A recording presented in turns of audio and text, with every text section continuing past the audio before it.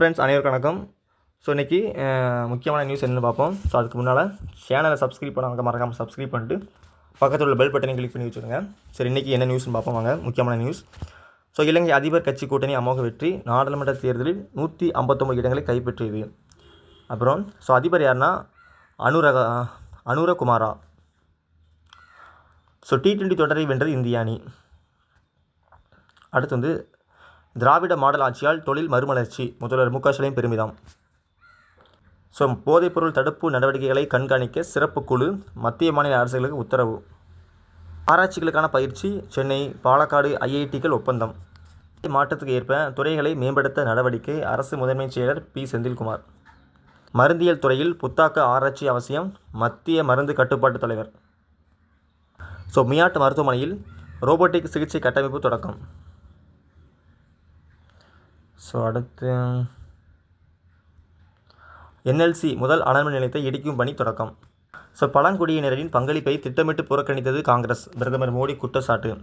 ஊட்டச்சத்தை உறுதி செய் 2ஆம் கட்ட திட்டம், முதல்வர் மு.க. ஸ்டாலின் தொடங்கி வைத்தார். மகப்பேறு நிதி விநியோகத்தை கண்காணிக்க சுகாதார அலுவலர்களுக்கு அமைச்சர் உத்தரவு. இரு முக்கிய கட்சிகளுக்கு மக்களை வச்சு அக்கறை இல்லை, சென்னை உயர்நீதிமன்றம் வேதனை.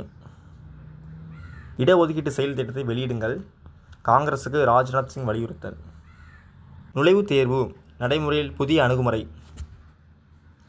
ஸோ தொடர்ந்து 7 to 8% வளர்ச்சியில் இந்தியா. ஸோ 7.2% வளர்ச்சியுடன் சிறப்பான நிலையில் இந்தியா பொருளாதாரம், மூடிஸ் அறிக்கையில் தகவல்.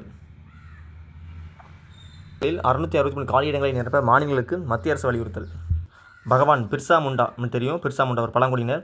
ஸோ பிர்சா முண்டாவின் 150வது பிறந்தநாளையொட்டி நாடாளுமன்ற வளாகத்தில் உள்ள அவரது சிலைக்கு மலர் தூவி மரியாதை செலுத்திய குடியரசுத் தலைவர் திரௌபதி முர்மு. ஸோ குடியரசு துணைத் தலைவர் யாருன்னா ஜெகதீப் தன்கர். குடியரசு துணைத் தலைவர் யார்? ஜெகதீப் தன்கர். மக்களவைத் தலைவர் ஓம் பிர்லா. மாநிலங்களவை துணைத் தலைவர் ஹரிவன்ஸ் சிங். மாநிலங்களவை துணைத் தலைவர் யாருன்னா ஹரிவன்ஸ் சிங்.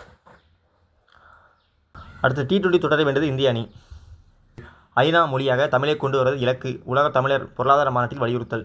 ஸோ மலேசிய தலைநகர் கோலாலம்பூரில் வெள்ளிக்கிழமை தொடங்கிய உலக தமிழர் பொருளாதார மாநாட்டில் கலந்து கொண்ட மாநாட்டு குழு தலைவர் டாக்டர் VRS சம்பத், வரையறுப்பு குழு தலைவர் டத்போ சகாதேவன், மலேசியாவுக்கான இந்திய தூதர் டாக்டர் PN ரெட்டி மற்றும் நிர்வாகிகள் இவங்க தான் இருக்காங்க. இந்தியா ஏற்றுமதியில் 2 ஆண்டுகள் காணாத ஏற்றம். தமிழ்நாடு கிராம வங்கியில் புதிய வைப்பு நிதி திட்டம் தொடக்கம். டெலிகிராமில் சேவையை தொடங்கியது TNPSC. ஸோ இன்றைக்கி நியூஸ் இவ்வளோ தான். ஸோ அடுத்த வீடியோவில் சந்திக்கிறேன். Thank you friends.